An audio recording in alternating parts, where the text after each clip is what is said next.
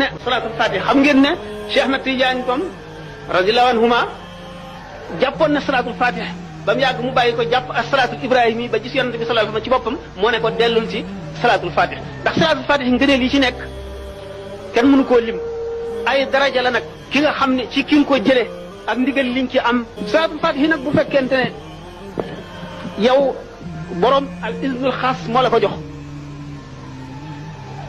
benn yoon boo ko jàngee mën naa ne daanaka sooy bo rek ci gàttal nga ne milliards yoon keneen jàng ko keneen ku amewul ci noonu mat na ko li nekk ci salaatu ala nabi yëpp daf cee nekk ba noppi amati beneen njëriñu boppam li waaye Cheikh Mouhamadoul Bikri ilham la ko salaatul fatih dikkee Cheikh Mouhamadoul Bikri sëtu Sidna Aboubacar Siddiq la nit ku yàlla mayoon la am na benn wàll yu bu géntoon gis yonent bi sallallahu alayhi wasallam mu ne ko law alimat qurayshun maa li hadal fata la batrat law alimat naas maa li hadal fata la batrat qurayshun